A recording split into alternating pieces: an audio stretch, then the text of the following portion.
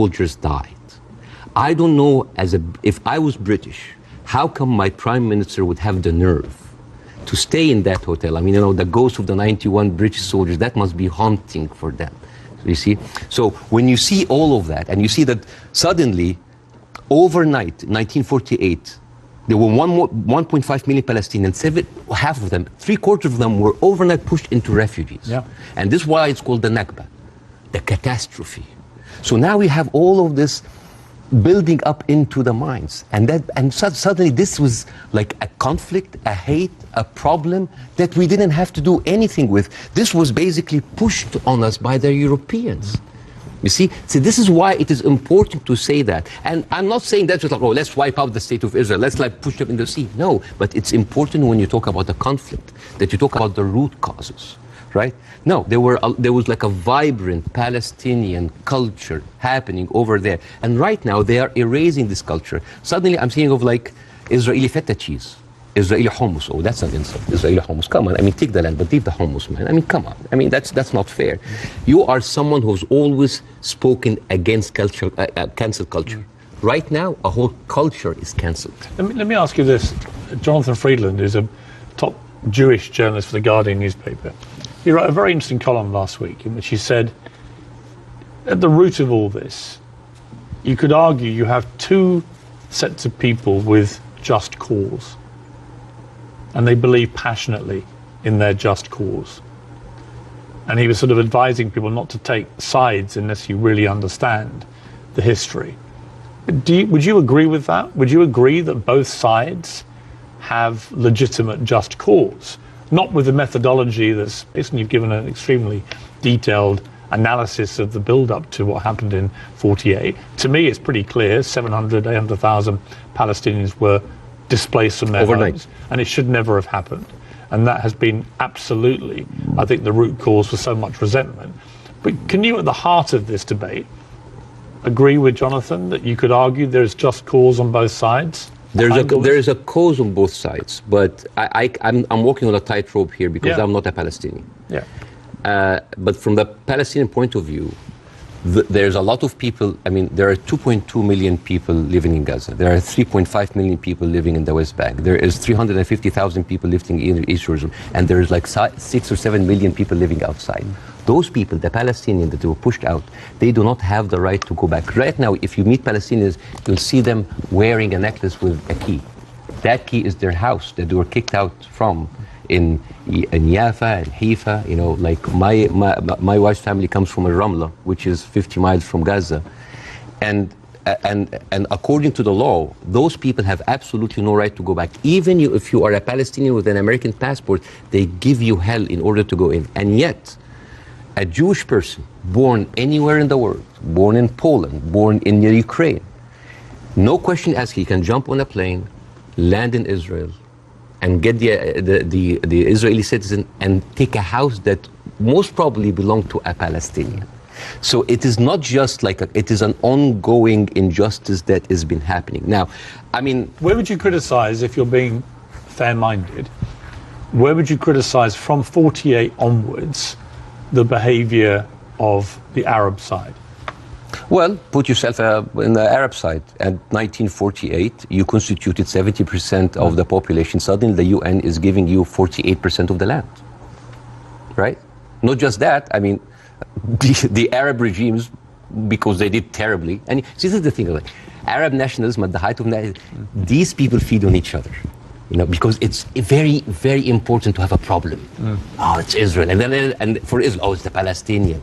It's a very good distraction. I mean, sometimes I feel that like the Palestinian cause is very useful for both sides to stay there as attention, because it's always a way to reflect. But and this is a very important question, because in the mind of the Western audience, they always thought of the Palestinian resistance or the Palestinian side as like Islamic, as militant. No, as a matter of fact, some of the early suicide bombers were female Christian Palestinians, because they, like the RIA, you know, they were fighting for a land. The whole idea of Islamization of the whole cause came very later. As a matter of fact, you will find this very interesting, because when I saw this, I did not believe it. This, you know, the Fatah movement, which is the PLO, the Fatah. This was their slogan. Can you see? You see there's a crescent, a cross, and a menorah. And they say unitary, democratic, non-sectarian. So basically in the 1960s, Fatah were basically marijuana-smoking tree-hugger hippies. And yet that didn't work, right? And the thing is, I always hear that like Arabs were giving for so many chances for peace. That is not true. As a matter of fact, all along history, Israel didn't give an inch of land by peace. 1973 war, they gave back Sinai because Egypt like initiated the war. 2006, they went out of south of Lebanon because of the resistance they have. Even the disengagement of Gaza, they didn't do it out of the goodness of their heart because they had too much casualties. And even the Oslo Accords, the peace treaty, the one that Isaac Rabin and got the Nobel Prize for, they did it because of the Intifada. So what is the message that Israel is giving to the Arabs? I will never give you anything with peaceful resolution. You will always have to fight for it. Do you not think that, for example, I mean, Bill Clinton feels this very strongly, that there was a great deal to be done, and Arafat, just in the end, having indicated the whole time that if we got to this place, there would be a deal, just walked away? That was the closest that everybody came, and but actually, I mean, could Clinton have done any more than he tried to do then? I am not, again, that's why it's very important to have people who are much more qualified than me to talk about this, but two things I can say about that. Number one, the whole thing about the Oslo Accord, there was a video for Netanyahu who was talking to the settlement offer in 2001, and he was bragging about sabotaging. He was talking to us like, I sabotage it, like there was going to be no peace. Yeah, you've seen that, right? Yeah. And in that video, if you remember, when he was saying like you have to hit them hard, 2001, no Hamas at the time. They were talking about the Palestinian Authority. We have to hit them, we have to kill them, we have to make them feel the pain. And then one of them says like Bibi, but wouldn't America kind of just like, so what? The American public is easily manipulated. 80% are with us. It is absurd. And as a new American, where I can have the privilege of being retrospectively angry, I said like, this guy is mocking the government and the people who have been with him all the time. It's like, oh, they can be easily manipulated. They can do it. And even, by the way, even Isaac Rabin, the one who actually did the peace accord, he was known famously, said the way to actually beat those children is to break their bones, called the broken bones policy. They will like get those kids and break their bones on the pavement. So this has, the whole idea about like Israel wanted peace and Arabs only wanted to fight is a very bad representation. I actually think as it's gone on, the genuine will on both sides for peace has not existed. No. I think it's been a deceit to the world. No, I'm sorry. And to the relative groups of people on both sides. The official... And actually a betrayal of them. The official stand of the Palestinian Authority, and again, I cannot speak, it is very difficult to do this. The official stand of the Palestinian Authority is that we are just happy with 22% of the land. Just give us like the... Yes, there are people that dissent, but the thing is, you cannot just say, okay, let's talk about peace. And then you take away my land. Let's talk about peace. And there's a kind of like passive aggressiveness happening. Oh, let's talk about it, but I'm going to build settlements. I'm going to suffocate your cities and your villages. You see, I think that has been incredibly inflammatory. Yes. Worsening the situation. I think putting back the chance of peace. I mean, Netanyahu, I interviewed Netanyahu earlier this year in the middle of the big social protests in his own country. And I couldn't understand what he thought he was doing, except that it seemed to me political expediency, that he had to get power. Again, he had put a bunch of right-wing headbangers into his cabinet who have incredibly bad records, speak in an incredibly incendiary way about Palestinians, for example, and that he did this for power, and then he launched, because they were pushing him to do it, a ridiculous assault on the integrity of the Supreme Court, the independence of the Supreme Court. And many Israelis rose up. So Netanyahu has become, to me, a big problem. Right? And the people, all the polling shows that. Israeli people are very unhappy with Netanyahu. I don't think he's ever going to actually want to forge peace. And in fact, I think he was instrumental with Hamas in wanting to keep them in power because he felt that that would create the split with the Palestinians, Yeah. with two political groups, and that would be good for Israel. And it was leaked in a Likud conference in 2019 that he was bragging about giving Hamas money because this is a way that we can keep Palestinians divided. And yet, so we will never have one. So this is a guy who is. But look, we can agree about Netanyahu, I think. No, right? but not just Netanyahu. There's a book. And I would say most of his cabinet. There's a book called The Fear of Peace. It's by Moshe Zimmerman. And he's an Israeli historian, and he said, like, the average Israeli citizen does not have a vision of peace.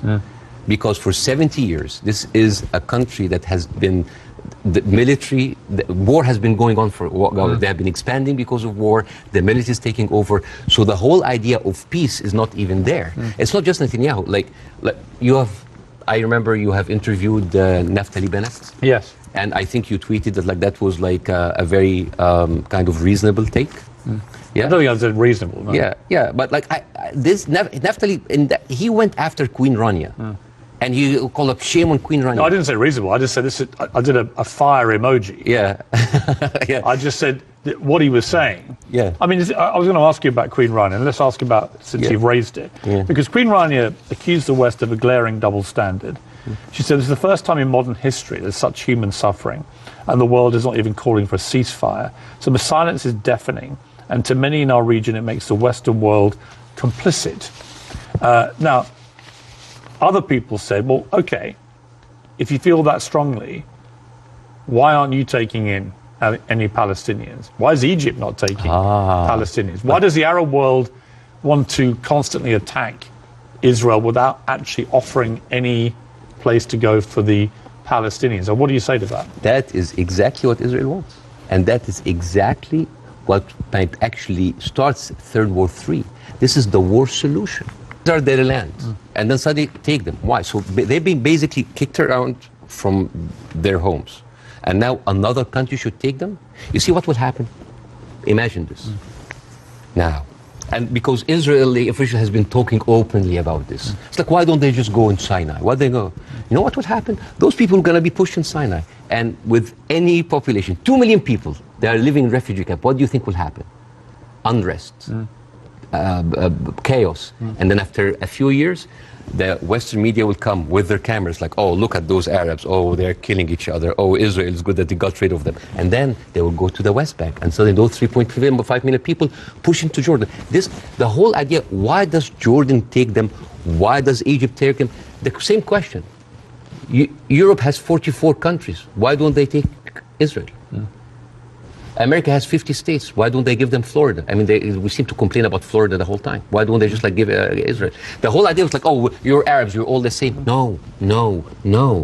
Because what would happen then? So Israel will move into Jordan?